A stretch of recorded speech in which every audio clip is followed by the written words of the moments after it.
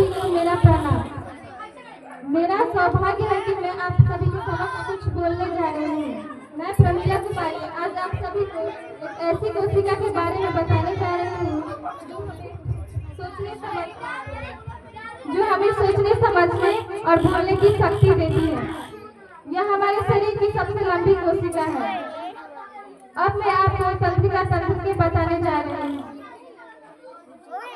तंत्रिका कोशिका को मुख्य 4 भागों में बांटा गया है। इसका पहला भाग है कोशिकाएं, इसमें एक नाभिक होता है जो कोशिका को नियंत्रित करता है और इसमें कोशिका का द्रव्य भी होता है जो ऊर्जा और पोषक तत्व देता है। ये जो भाग दिख रहा है इसी को कोशिकाएं कहते हैं और इसमें ये नाभिक होता है जो इस कोशिका को नियंत्रित करता है और इसमें जो संदेश आता है उसे यह इधर भेजने की तैयारी करता है। इसका दूसरा भाग है डेंड्राइटस।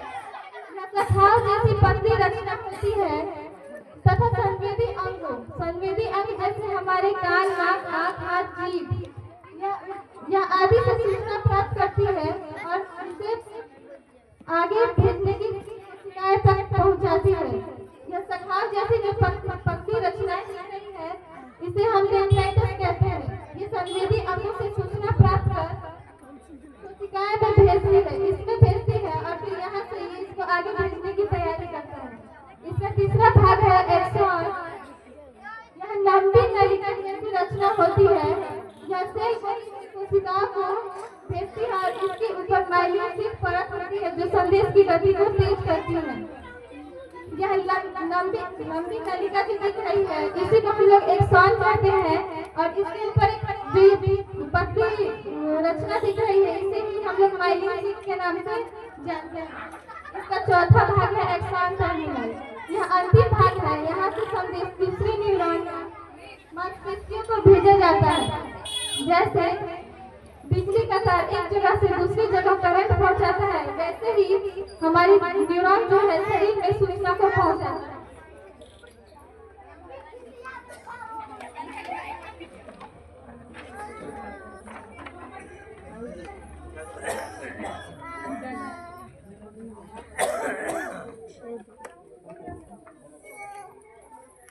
अब हम लोग जानेंगे कि न्यूरॉनों के बीच संदेश का आदान प्रदान कैसे होता है। सिनेप्स वह सूक्ष्म स्थान है जहां न्यूरॉन का एक्सॉन टर्मिनल दूसरे न्यूरॉन के डेंड्राइटस से जुड़ता है। इनके बीच छोटा सा अंतर होता है जिसे हम लोग सिनेप्टिक क्लेफ्ट कहते हैं। अब हम लोग पढ़ेंगे कि तंत्रिका कोशिकाओं को कितने भागों में बांटा गया है, कितने प्रकार होते हैं। तंत्रिका कोशिकाओं के मुख्य 3 प्रकार होते हैं। पहला संवेदी न्यूरॉन जिसे हम लोग अभी पढ़ने जा रहे हैं। यह इंद्रिय अंगों से मस्तिष्क तक सूचना पहुंचाता है। इसका काम है इंद्रिय अंगों से मस्तिष्क तक सूचना को पहुंचाना। अब इसका दूसरा भाग है संयोजक न्यूरॉन। संयोजक न्यूरॉन का काम है संवेदी और गतिशील न्यूरॉन को जोड़ना। इसका तीसरा भाग है गतिशील न्यूरॉन। यह मस्तिष्क से आदेश लेकर मांसपेशियों तक इसको कार्य करने के लिए प्रेरित करता है। अब हम लोग जानेंगे कि सूचना का प्रवाह किस प्रकार होता है और यह सूचना हमारे अंगों तक कैसे पहुंचती है। संवेदी अंगों से सूचना प्राप्त होना। हमारी त्वचा, आँख, कान, नाक, जीभ जैसे इंद्रिय अंग बाहरी वातावरण से उत्तेजना प्राप्त करते हैं और संवेदी न्यूरॉन को भेजती है। अगर हम किसी गर्म वस्तु को छू लेते हैं तो हमारी त्वचा को तुरंत यह महसूस होता है।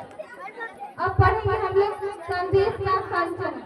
संवेदी न्यूरॉन मेरी रज्जु या मस्तिष्क को पहुंचाता है, वहाँ संयोजक न्यूरॉन या संदेश की गतिशील न्यूरॉन को भेज देता है।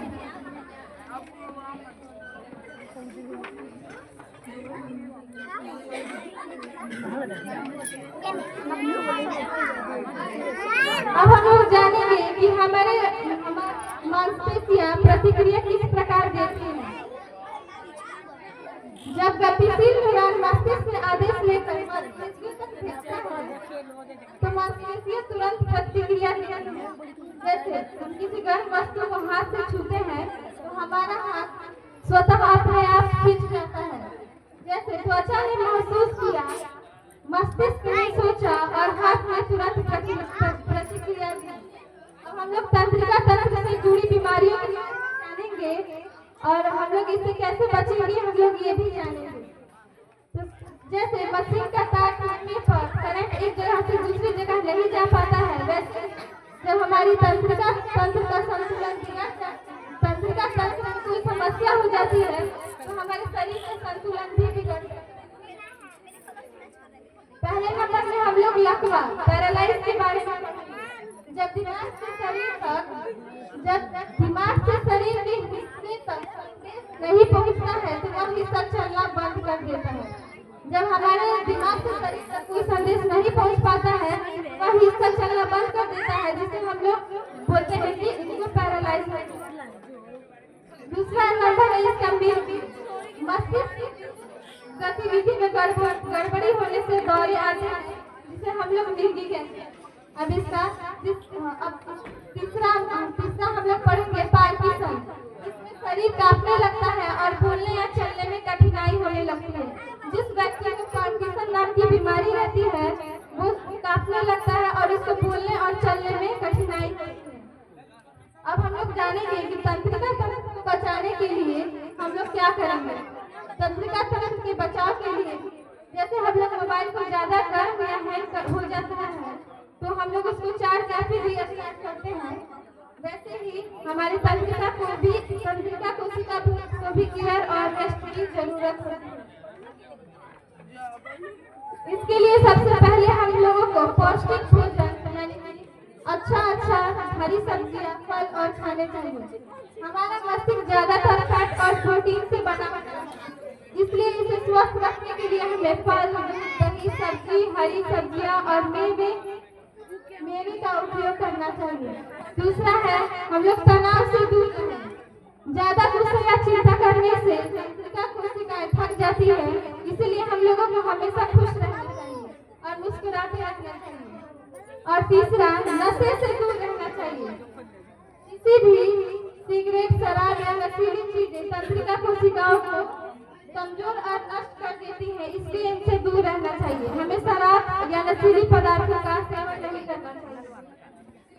चौथा है हमें पूरी नींद लेनी चाहिए। अगर अधूरी नींद रह जाएगी तो तंत्रिका कोशिकाओं को आराम नहीं मिलेगा और ये फिर से सक्रिय नहीं हो पाएंगे। इसलिए हम लोगों को तंत्रिका कोशिकाओं को आराम देने के लिए पूरी नींद की जरूरत होती है। और पांचवा है इसका व्यायाम करें।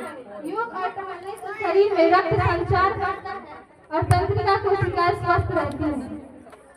तो आज हम लोगों ने अपने शरीर की एक ऐसी कोशिका के बारे में पढ़ा जो हमें सोचने समझने और बोलने के लिए प्रेरित करता है और हमें इसे स्वस्थ रखने के लिए हर वो कार्य करना चाहिए जो इसके लिए जरूरी है। अगर हमें पढ़ाते समय किसी भी कोई प्रकार की गड़बड़ी हुई होगी तो मुझे माफ कीजिएगा। और जाते जाते मैं फिर से कहना चाहूंगी कि स्वस्थ रहिए, मुस्कुराते रहिए, खुश रहिए। धन्यवाद। बहुत बहुत धन्यवाद। जोरदार तालियों से स्वागत बहन के लिए। बहुत अच्छा इन्होंने जो बताया मानव मस्तिष्क के बारे में लगभग सभी लोगों को समझ में आया होगा, तो इनके लिए एक बार और जोरदार तालियों से स्वागत। तो आइए अब हम देखते हैं भावदीप बहन खुशी कुमारी 10 क्लास, जिसका बोल है वृंदावन।